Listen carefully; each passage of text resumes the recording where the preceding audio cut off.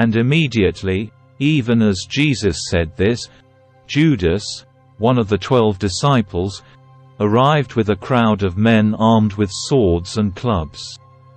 They had been sent by the leading priests, the teachers of religious law, and the elders. The traitor, Judas, had given him a prearranged signal.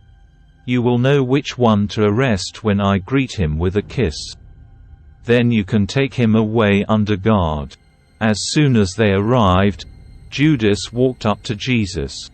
"Rabbi," he exclaimed, and gave him the kiss. Then the others grabbed Jesus and arrested him. But one of the men with Jesus pulled out his sword and struck the high priest's slave, slashing off his ear. Jesus asked them, "Am I some dangerous revolutionary, that you come with swords and clubs to arrest me? Why didn't you arrest me in the temple? I was there among you teaching every day. But these things are happening to fulfill what the scriptures say about me." Then all his disciples deserted him and ran away. One young man following behind was clothed only in a long linen shirt. When the mob tried to grab him, he slipped out of his shirt and ran away naked. They took Jesus to the high priest's home where the leading priests, the elders, and the teachers of religious law had gathered. Meanwhile, Peter followed him at a distance and went right into the high priest's courtyard. There he sat with the guards, warming himself by the fire. Inside, the leading priests and the entire high council were trying to find evidence against Jesus, so they could put him to death. But they couldn't find any. Many false witnesses spoke against him, but they contradicted each other. Finally, some men stood up and gave this false testimony. "We heard him say, 'I will destroy this temple made with human hands, and in 3 days I will build another, made without human hands.'"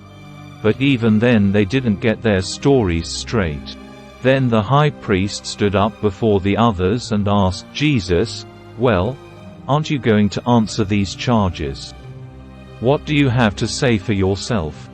But Jesus was silent and made no reply. Then the high priest asked him, "Are you the Messiah, the Son of the Blessed One?" Jesus said, "I am. And you will see the Son of Man seated in the place of power at God's right hand and coming on the clouds of heaven." Then the high priest tore his clothing to show his horror and said, "Why do we need other witnesses? You have all heard his blasphemy. What is your verdict?" "Guilty," they all cried. "He deserves to die." Then some of them began to spit at him. And they blindfolded him and beat him with their fists. "Prophesy to us," they jeered. And the guards slapped him as they took him away. Meanwhile, Peter was in the courtyard below. One of the servant girls who worked for the high priest came by and noticed Peter warming himself at the fire. She looked at him closely and said, "You were one of those with Jesus of Nazareth." But Peter denied it. "I don't know what you're talking about," he said, and he went out into the courtyard. Just then, a cock crowed.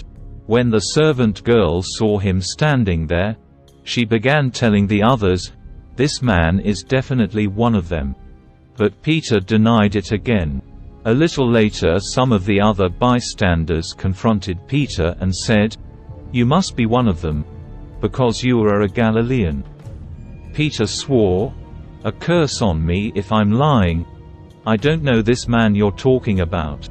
And immediately the cock crowed the second time. Suddenly, Jesus's words flashed through Peter's mind. "Before the cock crows twice, you will deny 3 times that you even know me." And he broke down and wept.